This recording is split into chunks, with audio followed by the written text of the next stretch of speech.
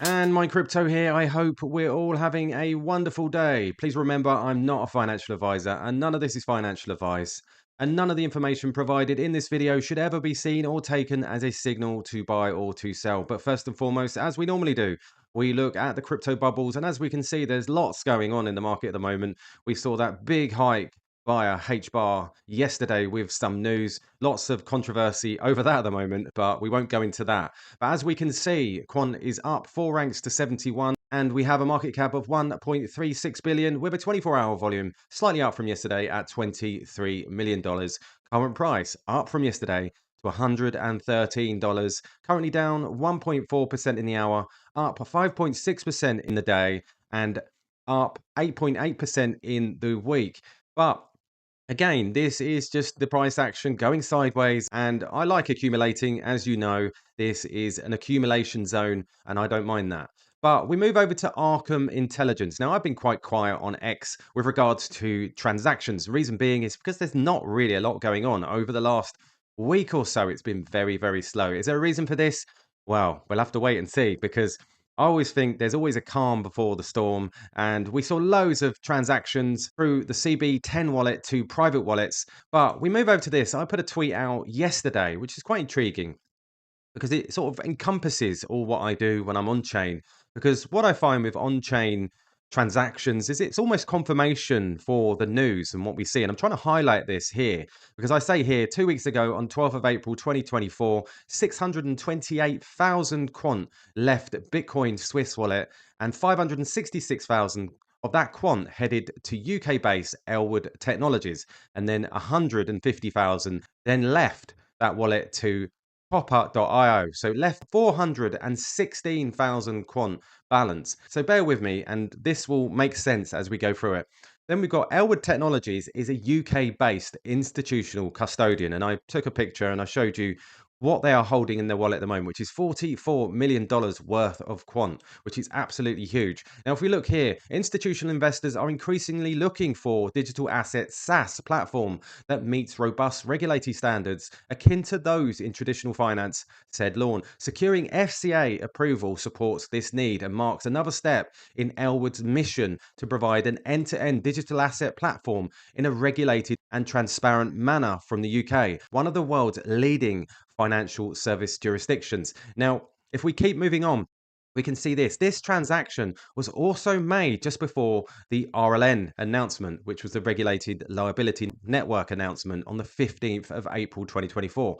And obviously, as we know, Quant and R3 will be utilized for their proof of concept. The RLN was conceived by Citi's Tony McLaughlin. And as we can see, the largest UK banks joined regulated liability network trials as R3 Quant Tech is selected. And then if we move down here, we can see on the 24th of January 2024, Citi, now remembering Tony McLaughlin works for Citi. Citi are a big player in this market. Citi-backed Elwood Technologies were approved by the FCA, UK's Financial Conduct Authority. Now, I wonder what that quant, that $44 million, that 416,000 quant will be used for, and follow the money. So Citi-backed Elwood gets UK regulatory approval for crypto trading platform.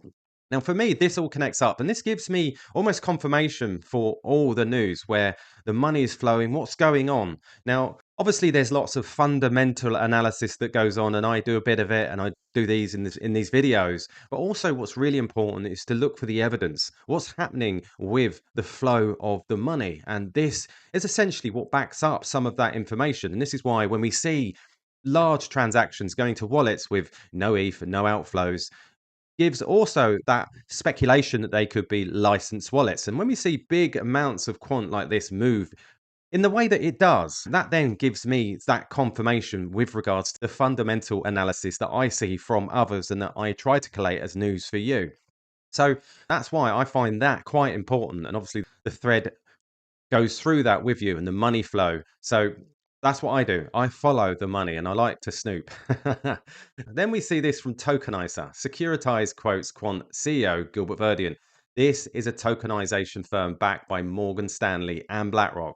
Some notable feats: a partnership with XTC for Treasury bonds, Fast Company 2024 innovative list, tokenized KKR and Hamilton Lane funds, integrated with Fireblocks custody. Definitely seems out of nowhere that a firm that's backed by leaders like this, quoting Gilbert's work in Programmable Money. As we know, Quant has been speaking on this concept for the past few years. This just goes to show the level of financial experts that are paying attention. While most projects are looking at general RWA tokenization, Quant is now being recognized by institutional tokenization leaders. Everything coming together for Quant all at once. Now, if we look at Securitize, their tweet, banks see the need for programmable payments today. It's quite a game changer for them because business models can operate in a more efficient way. And they put Gilbert Verdian, CEO at Quant, which is what Tokenizer was talking about. So if we go to the actual article by Bloomberg, Barclays and Citi, and obviously Citi again, are among banks testing tokenized deposits in the UK. Latest pilot started in February. Technology provider says MasterCard, Visa, also involved in the experimental ledger. And as we can see, industry body UK Finance is expanding its pilot of an experimental shared ledger to track banking payments, hoping to join some of the dots in the nascent world of digital assets. Banks including Barclays PLC, Lloyds Banking Group, and Citigroup, as well as card networks, MasterCard, including Visa as well, are involved in this phase of the pilot, UK Finance said in a statement Monday. The trial is the latest stepping stone to creating a viable commercial system that all banks can use for tokenized deposits and securities. With more assets recorded as a token on a unified blockchain, the goal is to make transactions across borders and systems easier and faster and reduce the chance of error and fraud. The pilot started in February, according to Gilbert Verdian, Chief Executive Officer at Quant, which creates interoperable blockchain networks and is providing technology for the pilot. Firms are expected to use the trial platform for 2 to 3 years before the technology is implemented commercially. Verdian said the results of the pilot will be published in August. Fintech, startups, and technology companies will be able to join the program in July to start testing new products on tokenized commercial bank money, he said.